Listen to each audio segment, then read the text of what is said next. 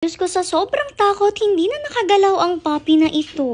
Alam nyo ba, exciting sana ang video for today kasi ang original plan talaga ilalabas natin lahat ng mga puppies ni Mama Fiona. Simula nga kasi nung mga puppies pa sila na pinasok natin sila dito sa loob ng ating mansyon, never pa ulit sila nakalabas. Kaya naman naisip ni Mother, why not ilabas nga natin sila ngayon kasabay ni Brindle. Kaya nga ito, isa-isa ng tinalian ni Mother ang mga puppies ni Mama Fiona at sa totoo lang, sobra rin talaga yung struggle niya dito. Ano ba naman kasi most of them talaga, tatalian pa lang talaga nagwawala na tapos nakikisali pa nga ng kakulitan si Brindle. Nakakaloka pa guys kapag nga tinatalian na ang mga puppies, kapag may tali na sila sa leeg, Diyos ko talaga nagwawala sila at pilit nilang tinatanggal yung tali sa leeg nila. Habang si Brindle naman tingnan nyo, chill lang at alam na alam niya kasi nalalabas. Basta talian siya, gets na nga agad niya yung mangyayari. Kaya naman dyan, medyo nagiging makulit nga siya kasi waiting siya dyan tapos pinipilit niya yung mommy niya na umalis na nga sila. Habang ibang mga puppies naman, yung isa nangungulit tapos yung isa yan tinatalian ni Mother. Tingnan niyo naman si Brindle, todo pangulit pa talaga dyan kaya talaga napapalo siya ng mommy niya. Kanina pa rin nga talaga niyang tinatare nitong isang puppy na to pero hirap na hirap rin talaga siya dyan pagtatali. Hindi naman na talaga malikot ang puppy ng time na to pero kasi make sure nga ni Mother na hindi sila masasaktan sa tali na to at hindi masyadong malsikip pero hindi rin masyadong maluag na matatanggal sa leeg nila. Dalawa pa nga lang yung natatalian ni Mother nung time na to tapos yung isa hindi pa talaga mahanap-hanap ni Mother kung nasa saan since hindi nga siya lumabas. Kita nga dito sa clip na to na ayan lumabas siya pero tumago rin nga ulit siya papasok sa loob. Sabi ko naman kasi sa inyo, yung isang yan, medyo matatakotin talaga at mahiyain. Although hindi naman siya takot kay Mother kasi kita nyo lumapit rin naman siya kay Mother nung tinawag siya. Pero ewan ko ba, may pagka Maria Clara talaga siya. Tapos nakita na rin nga niya yung mga kapatid niya may mga tali kaya naman talagang tumatago na siya. Siguro nga ayaw rin niyang magpatali sa liig. Kaya naman talagang hinabol pa siya ni Mother at sumuot pa si Mother kung saan